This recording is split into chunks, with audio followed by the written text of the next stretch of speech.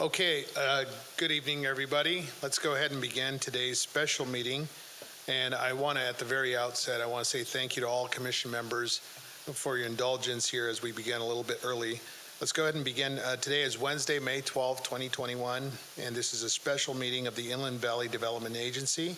The time is approximately 2:30 p.m., and I'll ask our clerk to please call the roll. Let me just verify that we have quorum.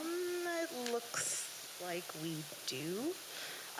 Members on the line, please verify that you are on. Member Navarro? Present. Member Suchil? Present. Member Duper? Here. Thank you. Member Rao? Present. Thank you. Member Valdivia? Present. And Member Charette. Sorry, yes, here. Oh, thank you. Those are the members I have on at the moment. Oh, Okay. I also have Member Reynoso joining the meeting. Very good. All right. And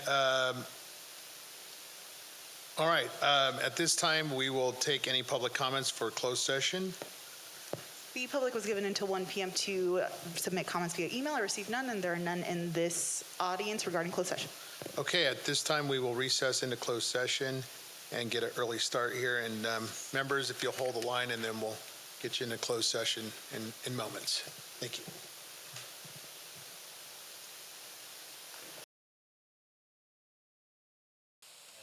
Okay, good afternoon, everyone. Let's go ahead and begin. This is the special meeting for May 12th, 2021. We've just returned from closed session, and I'll ask Mr. Lewin for a closed session report.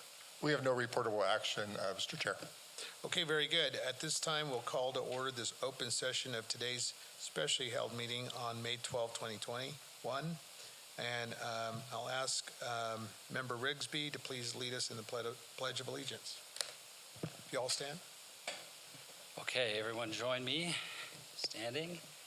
Hand over your heart. I pledge allegiance to the flag of the United States of America and to the republic for which it stands, one nation, under God, indivisible, with liberty and justice for all. Thank you very much, Mr.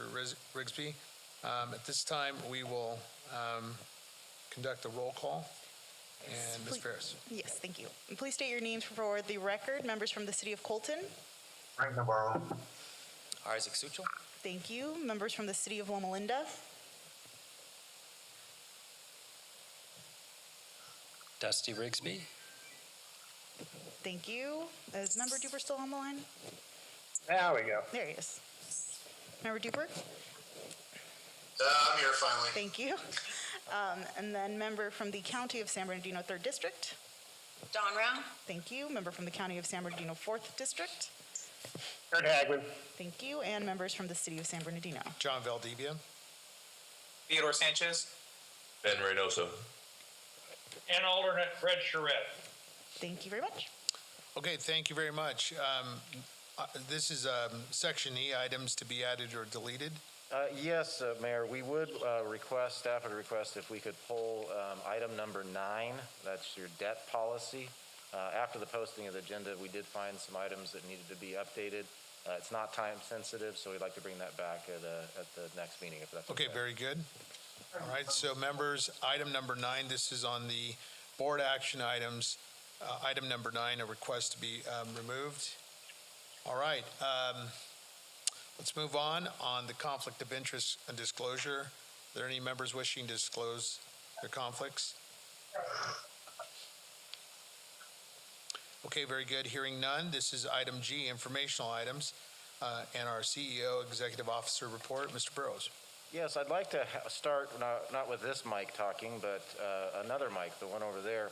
At the Sabia Commission meeting, we had a good discussion about, as other agencies are beginning to do, work on inviting members back to more open meeting environs, and we've toggled with those capabilities off and on throughout this process. And Mr. Lewin, if you would, I believe you conferred with Mr. Huber on the other side at Sabia, and tell us what it's looking like. Okay. Yes, Mr. Rose indicated, I'm coordinating this with Scott Huber because we need to all be on the same page here. In terms of the question of returning to a more open meeting, we really have a two phase of that. First would be as to the board members here or commission members here. Provided that we can get enough advance notice so we can spread everybody out adequately here, there is no reason whatsoever that board members who wish to attend in person are fully entitled to do so. It would be very helpful if we get a little bit of notice in advance because, for example, we could have Mr. Cousineau report from the dais or, clear up space so everybody has the adequate spacing on it. That is not to say that it is a requirement that board members do attend in person. We are authorized to do so and certainly can continue working with this type of remote Zoom meeting. It would be more of a personal decision, I believe, by board members here or commission members at Sabia as to what they are most comfortable with and how they would like to actually attend that meeting. For moving on to the second question, which would be members of the public. For members of the public, they have been and would be entitled to attend if they so desire. The issue there is somewhat different only in that they need to have adequate spacing, which means we have to comply with the maximum attendance rules while we still are under COVID-19 restrictions. My latest check, which I believe was yesterday afternoon, is the county is still in the orange tier, which would mean 25% of our maximum capacity. As those would see, we have a bunch of the chairs actually, striped out with red tape to prevent overcrowding on it.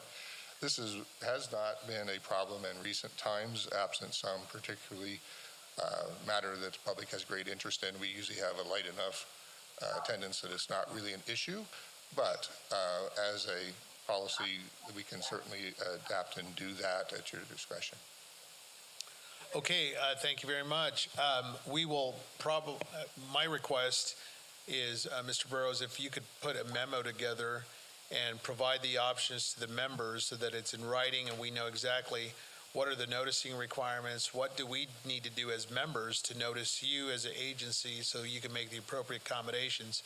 But that would be my request, is if we have a memo clarifying what Mr. Lewin said and what Mr. Huber advises, that would be helpful to the members so we can help you. Yes, Mr. Suchet. I would like a little clarification. Does the science even support us not having meetings anymore yet? I mean, I think some of that stuff has been relaxed a little bit. I can see the public maybe being held off still, but us as board members, I think at some point in time we need to start showing up. This is what we signed up for, and I think we should be here unless it's adversely going to affect someone's health. But I think to this time, I think at some point we need to start showing up again. So what is your thoughts on that, Mr. Lewin? Well, my thoughts on that are kind of twofold. One, I do agree. Obviously, the state is moving more towards relaxing participation and ability for boards, commissions in general to meet in person. That's not to say that it has reached a level that it should be a requirement that members have to do so. There's still a certain amount of concern about COVID and will continue to be. We may have a whole different viewpoint of this later in June, whenever assuming things continue in the same trend, and if the governor does in fact open the state on June 15th, like he has announced to do. I personally haven't seen any updates on that other than the trend is still working very favorably, moving towards that goal. I would be hesitant to have a policy that would absolutely require board or commission members to attend in person if they are not comfortable doing so. And I was basing it also on June. A good portion of our residents are vaccinated. Maybe some aren't, but I would say by now a majority of them are vaccinated, and really we should be conducting the IVDA's duties as we should. Public, maybe if they want to wait, that's fine with me, but at some point in time we do need to start coming back and having meetings. Yes. So that's just my thought, personal thought. Thank you. Noted. So based on your feedback there, we're happy to work with legal counsel and Ms. Ferris and come back with some written procedures so it's very, very clear for everybody. Happy to do that. If there's other comments, I would like to give time, if we could, to Ms. Beltran on an update on the grants, but happy to move to that when you're ready. All right, are there any final questions from members on this item? Commissioners? Okay, seeing none. Go ahead, Mr. Burrows. Yeah, on so I grant want programs. to have Ms. Beltran, who is our very capable manager of planning and programs, give you an IVDA update on the grant initiatives and grant programs. So Miriam, take it away, please. Thank you, Mike, and good afternoon, everyone. My name is Marian Beltran, and I'm the Manager of Planning and Programs for the agency. Part of my job duties is that I get the privilege to work on most grants. This involves participation from the early stages of planning to grant submission to post-award responsibilities, such as the implementation and administration, so that we ensure that we comply with all the terms and special conditions of the awarding program. As you may be aware, many of IVDA's capital projects have a funding plan to support design and construction. And on several occasions, this has been made possible through grants. One of our most recent collaborations was with the San Manuel Band of Mission Indians. The IVDA partnered up with them and submitted a grant application to the U.S. Department of Development under the highly competitive CARES program. The $3.8 million grant, if awarded, would improve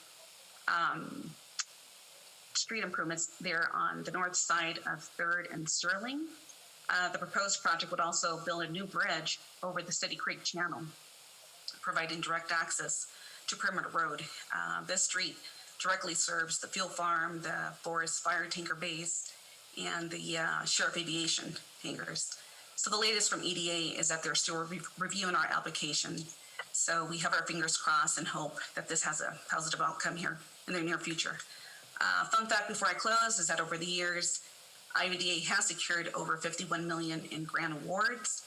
And as I previously mentioned, they are instrumental in helping us realize the completion of many projects in the IVDA project area, but also very importantly, they have helped create jobs in our region and stimulate our local economy.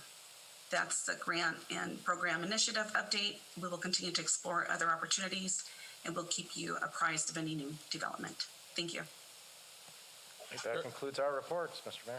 Very good. Thank you very much. Questions or comments from members? Mr. Mayor, I just want to thank Ms. Beltran for all her work that she's doing on the grant program, so really appreciate it. Thank you. Thank you. Very good. Yes, and we thank you, Miriam, for all your hard work and diligence. All right, very good. Let's move on to item number H, board consent items. There are items 3 through 8. And is there a motion for approval? I'll move it. Mr. Duper moves. Is there a second? Second. Second by Mayor Navarro. Any further discussion or comments? All right, Ms. Clerk, if you please call the roll. Certainly. I have a motion by Member Duper and a second by Member Navarro. Please state your vote for the record. Member Navarro? Yes. Member Suchil? Suchil's aye. Member Duper? Yes. Member Rigsby? Yes. Member Rao? Yes. Member Hagman? Hagman, aye. Member Valdivia? Yes. Member Reynoso? Yes. And Member Sanchez? Yes. Thank you. Okay, this is board action items. Item number 10, consider and discuss an update on economic development initiatives. Mr. Burrows. Yes, thank you, Mayor, and Jennifer, I'll need a hand with the overhead when you can. So it seems like we just presented this, and we actually did something very similar at your last meeting, but we've gotten some new information, and before we completely dive headfirst into the budget preparation, final prep for June, I wanted to go through a couple of quick updates because you're going to see, I think, the recommendations from staff come back with a couple of these items, and because one or two of these actually were just recently finished, a couple will fall off. So Jennifer, if you could take us through the next slide. So back to the total assessed value here. During the COVID pandemic, we and other agencies, we always watch the activity in the base reuse project area, but we're very, very pleased to see in this past year that we did see a net increase. So just a reminder, the project area for IVDA is over 14,000 acres, over 22,000 individual parcels of land. And even during the difficulties we've all endured, we had a 4.1% increase, which we're really, really pleased about. That goes to the faith of the businesses, the community, the residents who continued to pay their bills during this pandemic. And, hats off to our region for doing the right thing. We really appreciate them. So next slide, if you could. So finally, I almost, for the San Bernardino members, I almost called your city manager and asked him to ask Placeworks to stop working on your general plan so they can finish the last couple of chapters of ours. But literally right before Ms. Beltran started to present, we saw the final draft revisions come back. So we just got an email. Miriam does need to go through that in the next day or so to make sure the corrections were made. And for those that have been dealing with the land use segments and various aspects of planning, obviously there's a lot of new regulations, important regulations that we need to make sure we have done properly. And one of the ones that really did take this much longer than Mr. Dodson or Miriam and I would have wanted is making sure that we really think through the SB 330 housing component. I mean, it's still relatively new, and we need to make sure for our area and our region that we're we think getting it right. So if all goes well, we could have this in Jennifer's hands to put up on the website at least by first of next week. If we can do it this week, I will send all of you IVDA members an email with a link, because we're gonna take our time. We're gonna do this right. We're gonna get feedback from a whole lot of stakeholders and organizations out there, and I need your help, because if you know of residents and partners in the region that have or should have an interest in this, we want to talk to them. I did a count, and I've been waiting 15 plus years to see this multi-jurisdictional plan come to fruition. So at the end of the day, it's an IVDA plan, not my plan, and it's a City of San Bernardino and City of Highland plan once the IVDA is comfortable with it. So we're pushing. So next slide, if you could, Jen. So Mountain View, Mr. Barrow, God bless you. Thank you. He is around the clock trying to wrap up the Mountain View project. Made significant progress this week. Thank you, Jeff. And we hope by your summer meetings here that he will have, what is that, a notice of completion? Wow, I remember what those look like. So again, stay tuned. We're getting there finally. So next slide, if you could. All right, as Miriam mentioned, the CARES Act supplement, which we were very, very pleasantly surprised but thankful for, does augment the budget. City of Highland is in the final throngs of right-of-way acquisition on the last 2 properties. These are easements, not actual acquisitions. And once that's done, they'll be able to put the project on the street. The plans themselves are substantially completed.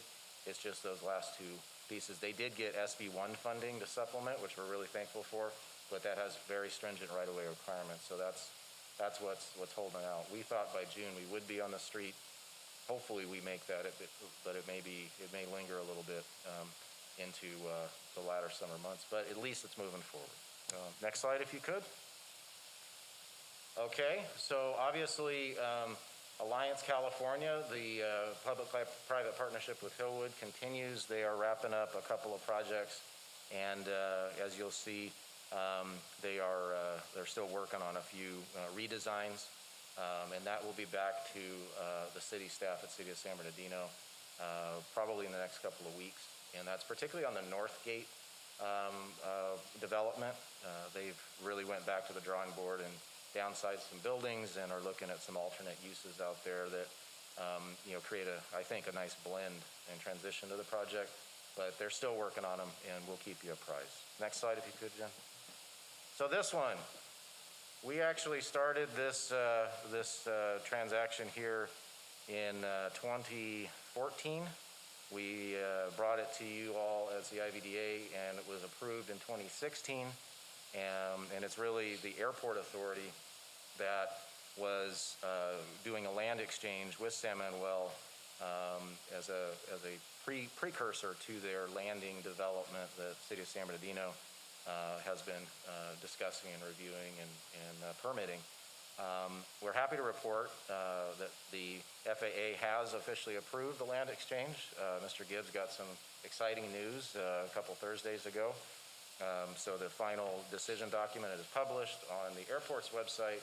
The IVDA component of this is the underlying land under the other water tower. We have two, I know it gets confusing, that they plan to relocate.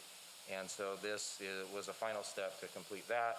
And so we will be working on the closing through escrow with San Manuel. But thank you for your patience, and we want to thank the FAA for their cooperation, because they had a lot on their plate during COVID, but they pulled one out for us. We appreciate it.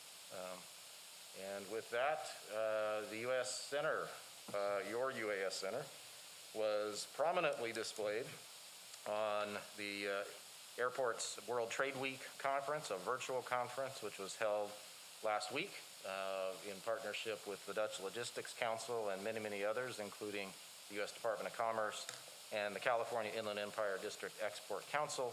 It was warmly received, and we're in discussions on some additional partnerships overseas based on the interest received. So thanks to Ms. Benson and Amber Casares, our marketing manager, for a great, great program. So next slide, if you could.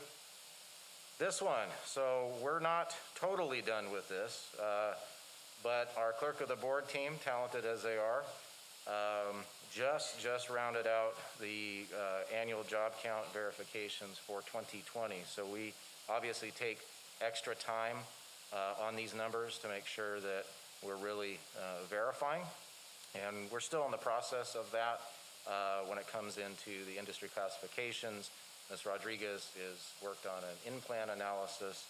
And to Councilmember Reynoso's point previously, we are still in discussions with the major employers about being able to share with us the stratification of their compensation and salary information. And you know, they're not saying no. We just have to do a little more explaining company to company. But we moved from 12,855 direct jobs in 2019 to 14,521. So I was a little surprised by that, but pleasantly, and we appreciate the hard work of our clerk of the board team. Thank you, Jen and T and Evelyn, wherever she's at. Good job. We really appreciate all the help. So with that, happy to answer any questions. Okay, very good. Thank you, Mr. Burrows. Questions from members? All right, seeing none, we'll continue to move on. This is item number 11. Approve the form resolution 2021-03 authorizing formation of a CREA, Community Revitalization Infrastructure Authority. Mr. Burrows. Okay, so we're going to call on a little help from my friends here. So Mr. Cousineau will assist me, as will our colleagues from RSG. You did see a supplemental revised report on this. We had some typos. Apologize for that. We've really been moving very focused and but fast as we can on at least the draft document. And I want to point out that this is not our request for you at this point in time to formally adopt a CREA. We need an interim step here to at least show you where we're at.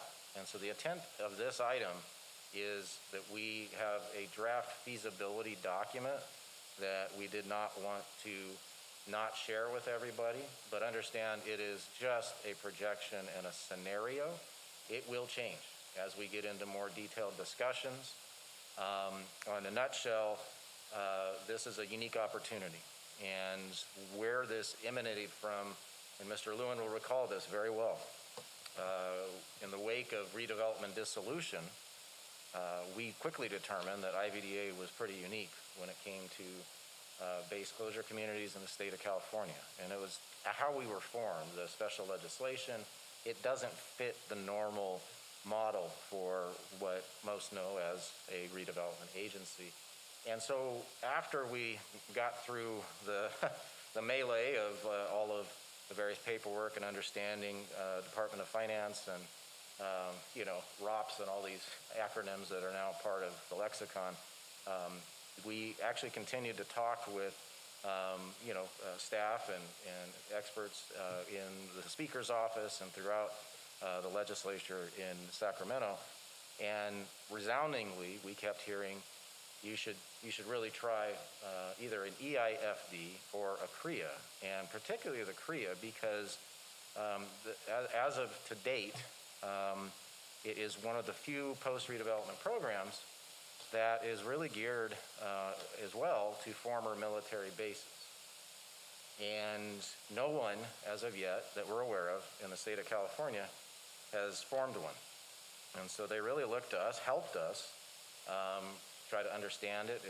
There's been some supplements to the legislation. There's a few others out there on the horizon, but this is pretty unique. And there's a lot of differences between this and a redevelopment agency, but we asked Lynn, our good friend from RSG, who has been piloting this journey with us, to join us today. And Lynn, if you could, for our members, just highlight the kind of components of the CREA, and then we can maybe take some questions. Lynn, please. Sure, absolutely. Thank you so much, Mike. My name is Lynn Kelly Lehner, and I am a director at RSG. And we have been working diligently with the great staff at IVDA to put together a feasibility study on just the formation of a CREA. So I'll go through a few things really quick, and then Mike, if you have anything you'd like me to add, please let me know. But our purpose on forming the feasibility study was obviously to see if this was even feasible. And the good news is that the formation of a CREA is in fact feasible. So I will start with that. The IVDA had us talk to multiple jurisdictions. We've had meetings with the city of Colton, Loma Linda, and San Bernardino, and we have meetings scheduled with the county of San Bernardino to just gauge their interest in forming a CREA before we move too much further. And that's also why we're here in front of you today. Everyone is supportive of forming a CREA. And this is a step in the process just to show solidarity that the process is serious. So what does a CREA do? As mentioned, redevelopment was dissolved in 2012, and that took away a lot of powers of redevelopment agencies, but also the IVDA to really boost economic development in the area. So there have been a few tools that have been created since the dissolution, one of which is the IVDA, another one of which is the CREA. The CREA would give the IVDA the powers to fund the construction or the rehab of public infrastructure. It provides a source of affordable housing money. It would help fund a lot of capital improvements, and all throughout the valley. The CREA would be just one tool in your economic development toolkit. What makes IVDA unique, as Mike was saying earlier, is that it's set up as like a special district, as a JPA, as a former military base. And unlike a couple of other cities that have looked at forming a CREA, this is more feasible because you have multiple jurisdictions coming together. It provides the ability to leverage funds in the region. It allows you to become even more competitive for federal funding, and it will allow the IVDA to qualify for different colors of money that you don't already qualify for. And it will really help the IVDA continue the purpose of the original redevelopment plan when the base was closed back in the 1990s. Mike, would you like me to add anything else? I just would buttress that, and then we're happy to take some questions. The feasibility study is obviously detailed. It has to be. And again, that's why, our action today before you is not to form the CREA. It's really to approve the form of the resolution that Mr. Lewin and Lynn and the team worked on, because that is kind of the instrument that has to be in front of your respective professional teams and you all when we go jurisdiction by jurisdiction to talk in more detail about this. So, there's a reason why the county fire district, the county proper, is one of the latter ones in the cycle of this, because they're kind of the biggest, obviously, and we needed to start with the city member jurisdictions so that we can program a scenario, and that's all it is at this point, is a scenario. The big difference for me about a CREA is it's totally participatory. Just because we have the county depicted in a schedule at this point, for instance, that doesn't mean anything. It's just a scenario about, okay, what might work, what might not work, but we need the other side of the coin. And so as we try to calendar discussions with the respective members, particularly in our case now with the county, with chairman and vice chair person, Hagman and Rao, we will definitely keep you in the loop, because the way this works in the modeling is, just because we kind of run a scenario at a certain percentage doesn't mean anything. It's just a model at this point, because we got to see how it's affecting things on the other side. And so you could have various percentages, or it may just not work at the end of the day for a jurisdiction, and they don't have to be a part of it. We'd like to have everybody together, because I believe that's much stronger, much like the composition of the IVDA, because we have a very informed group of leaders here. At least we try to keep you informed as best we can. But these are programs that over time can definitely have an impact, and they're funds that I hope JPA members will be able to leverage in their grant proposals and other workforce, economic development, community development, and capital plans. So, Mr. Cruzino, I would ask you. Just a quick question for some of sure. us that don't know what a PREA is. Can you really distinguish Oh, that? gosh, I'm versus- sorry. Where's the money come from? Yeah, so, so Mr. Cruzino, I'll let you have that one. That was your favorite topic here the other day. Thank you, Mike. So the money comes from the CREA is actually from a tax increment, and it is a share of the property taxes, and it is for a small growth of the portion that has currently now been picked up by the state. States retained it since the dissolution of redevelopment powers. So what we're hoping to do is to recapture some of that money that's currently going to the state, and then whatever the members agree on to share on the split, part of that would come to IVDA to go ahead and leverage, as Lynn said, and to go ahead and get a different color of money to be able to help us continue to meet the economic development of the East Valley. Member Duper has his hand raised. Member Duper? Just wondering if you could explain to me the background on the composition in the resolution with the 3 appointed members of the legislative body and 2 appointed members of the public that live or work within the plan area.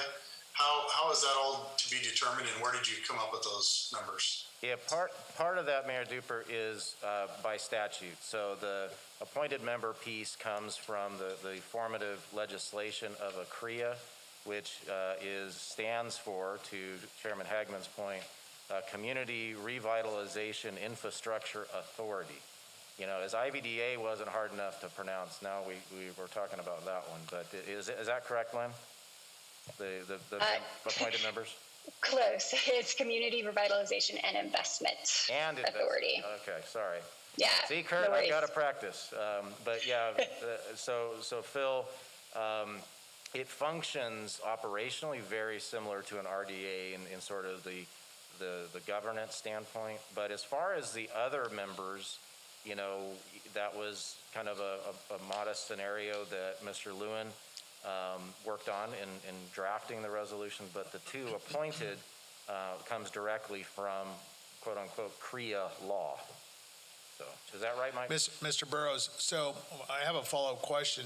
Would this then be government be getting another government entity and separate and apart from IVDA so that CREA would have its own unique board Yeah. and structure? Yeah, being that we're, I guess for lack of a better term, Lynn, a guinea pig potentially in this, the way Mr. Lewin and I foresee it functioning, hopefully, when we round the corners and find out what works for everybody, is you would convene your normal IVDA meeting, and then at some juncture in the agenda, you would convene the CREA meeting, much like your RDAs used to do.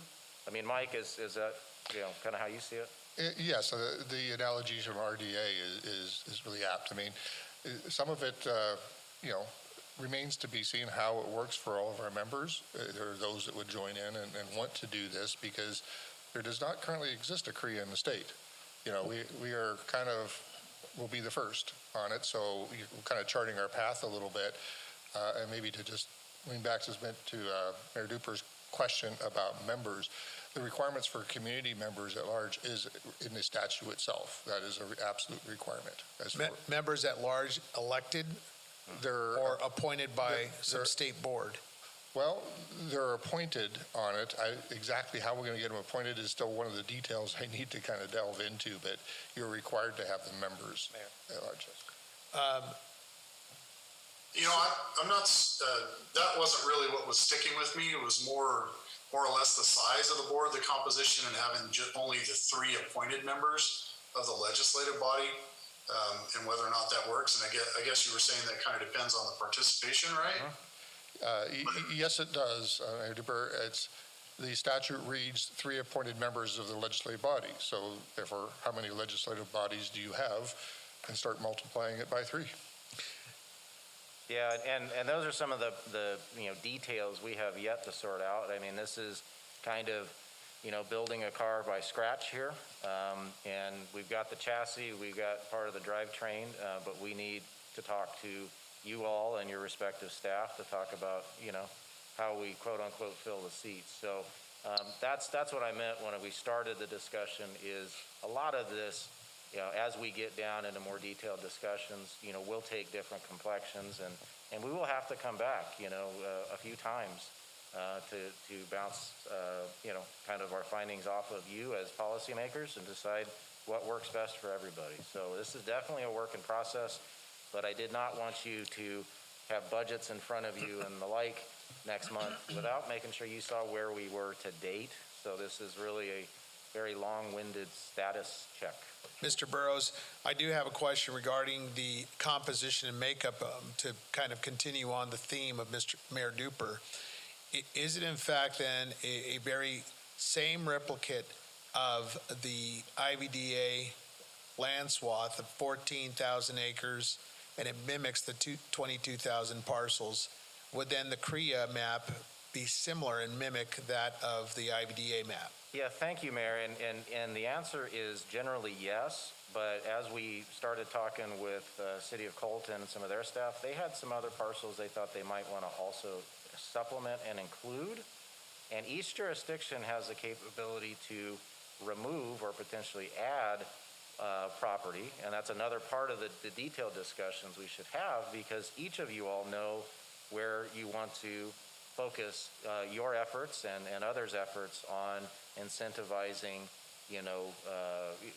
change in the landscape or what have you, infrastructure and the like. And we need to have those discussions with you kind of in a working session with Lynn and Mr. Cousineau and possibly others to really drill down on what works best and what doesn't. And what doesn't, thankfully in a CREA, the RDA requirement said the property had to be contiguous. On the CREA, it's more a function of qualification of disadvantaged communities and a variety of those factors that Lynn has modeled. That's part of been her detailed analysis to even put this draft together for everybody.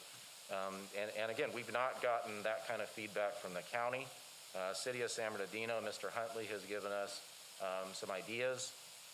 But this is where we start putting it, into the model and trying to make sure, number one, it meets the letter of the law, and number two, more importantly, that it meets your respective jurisdictions' goals and obligations.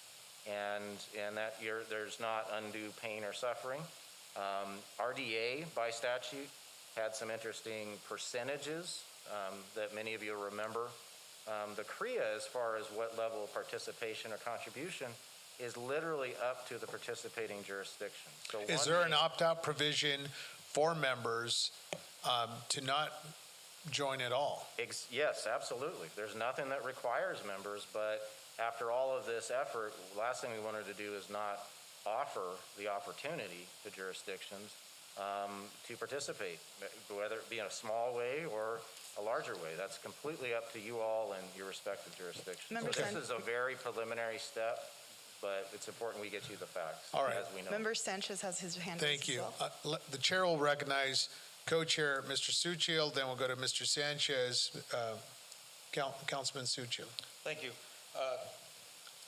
I have kind of some concerns on this resolution. Since it's still early, in its early stages, Mr. Burrows, to move on this resolution at this time, and after hearing from fellow board members, I'm wondering we should just hold off on this. Mr. Lewin, is this something that's time sensitive, or can we hold off on this? Well, it is not time sensitive in the fact that we are not forming a CREA here today. So if the board's decision would like to hold off, maybe have some further discussions, that is entirely within your discretion. Right, Yeah, and that's the sense I'm getting, is that there's further discussion needs to be held on this item, so. Yeah, no, and to your point, Isaac, no, you absolutely do not. We just needed to get this in front of you to see where we're at so far, and we can take it under advisement and review, and that's fine. We just want to make sure you get everything we have as of right now, and you can defer any action. This is to make sure you know where we're at in the process, because this was a priority in the action plan and in the annual go forward for IVDA for this year, and we wanted to make sure you knew where we were so far. So absolutely, if you pleasure of the board is to defer, we are absolutely in good shape. Okay, thank you, Councilman Suchil. Councilman Sanchez, sir, you're recognized. Yes, so I know this is the very, very first step is the feasibility study. But I wanted to go and if I can direct everyone's attention to page 27 of the feasibility report. Towards the bottom, I see County of San Bernardino, City of Loma Linda, City of Colton, and then San Bernardino County Fire Protection District. Is the City of San Bernardino not participating in this CREA? So no, the intent here, council member, in this draft is that the City of San Bernardino would participate. The reason that it's not listed in that particular form is that given the annexation of your fire services, the property tax within the city jurisdiction is being paid to the county. That's why. So who would be voting on whether the fire district contributes to this CREA? Would that be the City of San Bernardino, our city council, or would that be the County Board of Supervisors? The way the statute works as far as where the funds would be committed would actually be the fire district's decision. The reason we have the City of San Bernardino property listed is more for the actual activities of the CREA and the city. We want to make sure it can provide and have influence and decision making on which projects and programs are a priority for the City of San Bernardino, even though the property taxes are vested presently with another jurisdiction. So it's a both and, but the color of money is vested with the county fire district pursuant to the annexation that occurred previously. So, but isn't that through the annexation, the tax revenue being produced through the city's tax, property tax, isn't that supposed to be dedicated to fire protection? It is, but we need to include the fire district in discussions to make sure that there's no undue impairment or issues or concerns, and they may or may not be a participant. We just need to make sure they're part of the discussion at this juncture, because they could be an affected jurisdiction. I hope that helps explain it. Yeah, my only concern is that the tax revenue that's being paid out is supposed to be for firefighters and fire stations, and it sounds like maybe even up to a quarter of that, $1 out of every $4 might be diverted to CREA. However good that may be, however good the cause may be, I guess people were under the assumption that it would be for fire protection specifically. I absolutely agree, and we are not in any way able, and nor will we, bifurcate pre-existing agreements, bonds, financial documents. That is just a very rough mock-up of a sample scenario, and as I said, it will definitely change as we get into more detailed discussions. So that's where I would have issue as well, because this again is a feasibility study, and if you go to page 28, looking at the charts there, it looks like the total estimated TIF over the 45-year period is being contributed. The total amount being contributed by the fire district would be 86%, which means that if the city puts protest and the county realizes, oh, we'll be in violation of our contract to provide fire protection for the city of San Bernardino, and that goes away, that's 86% of the projected revenues for this CREA. Absolutely, and that would mean it would not be eligible to proceed. We've got months of discussions going forward to make sure those details, much like when the city of San Bernardino proceeded with the annexation, the IVDA was actively engaged because we had ensured there was no bond impairment on our IVDA bonds, and the same would occur with this. So don't read too much into the 25%. It's just a scenario, and it will absolutely change. No, I'm more concerned about the 86%, because without that 86%, this feasibility study is no good at all. And so I think that in actuality, this feasibility study is incomplete or completely overshooting. I would say at best it's inadequate, and at worst it's completely assuming what is not sure at all. So I would say that we would reject this feasibility study. Your points and we would send it back to staff to look into any other options, whether it's redrafting the feasibility study without the fire district's participation, or pursuing or looking into how feasible it is that the fire district is going to participate in this CREA. Absolutely, and that is some of our next steps. So again, thank you. You're absolutely spot on in the observations. This, again, is a very rough draft. It's just showing you the pieces and components, because this feasibility may come back multiple times. So we just want to show it to you, and then we will immediately engage in very detailed discussions. We still have to do that with all of the city participants, because we've not been able to yet talk numbers. We just needed to put the model together, and then we will, as we receive inputs, we will delete, we might add. We need to see what works without causing undue harm or injury to any potential participant. Very good. Mr. Burrows, sensing that there is a move to continue here, I'll entertain a motion to move to continue the item. I don't think this is ready for prime time at this time. Move to continue. Yeah, Mr. Chair, I have one comment. Is there a second? Hold on. Supervisor Hagman. I will second that. There's a second to continue. Yes, sir. Supervisor Hagman. I agree with the action we're going to take, but I will say that sitting as the county chairman, as the county fire chair board member, I haven't ever heard of this. So I think instead of spending any money on this whatsoever, to engage those conversations, look at who's the winners and losers, is the proper way to go. Start off with before we spend any staff time or any money on it. Okay, Mr. Burrows, I think my recommendation, let's air this out for at least 60 days. There's a move to continue. If it's the pleasure of the motion maker and the second, let's at least have staff. You've taken some notes from our commission. My direction to Mr. Burrows is let's let this air out for at least 60 days. And there's a motion and a second. And with that advisement, Ms. Ferris, if you please call the roll. So I have a motion to continue the approval of Resolution 2021-03.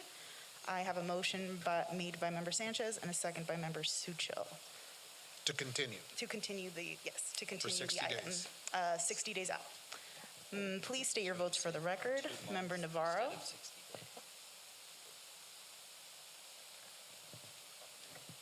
Member Navarro? Yes, sorry, I was muted. Sorry. No. Yes. Thank you. Member Suchil, Aye. Member Duper, Yes. Member Rigsby, Yes. Member Rao, Yes. Member Hagman, Hagman, yes. Member Valdivia, Yes. Member Reynoso, Yes. and Member Sanchez. Yes. The item passes unanimously to continue in 60 days. Okay, thank you very much. This is item number 12, review status of the action plan for IVDA through June 30th. Mr. Burrows? Yes, thank you. So what you have before you here is rounding out the end of our fiscal year. So much like all of you in budget time, we are the same. And so you just heard some brief updates there on a few key programs and initiatives. Mr. Cousineau and team are very, very deep into budget preparation. And we are in good shape thus far to get a draft budget in front of you at your very next meeting. And given the very, very good feedback, we appreciate taking that into consideration. And Mr. Lewin will have a written protocol for the June meeting out in advance. And appreciate your time today. Thank you for your feedback. It was helpful. Okay, very good. Thank you. Any questions from members? All right. Seeing none, hearing none, we'll call for open session public comment. Ms. Ferris. Members of the public were given till 1 p.m. to submit email comments. I have received none, and there are none today in the audience. Okay, thank you very much. Any board member comments? Okay, seeing none, let's move on to our adjournment. I want to thank the viewing public and audience and our staff members, Mr. Burrows and our team here at the airport. Thank you very much. It was a great meeting, and we appreciate your support. I believe Member Hagman has his hand raised. I'm sorry, Or was that Supervisor? from Yes. before. Supervisor Hagman? Oh, it might have been from before. Did you have your hand That raised? was from earlier, sorry. Oh, okay, no Okay, problem. all right, sir. All right, this meeting is now adjourned. Have a wonderful afternoon. Thank you. Thank you for your participation.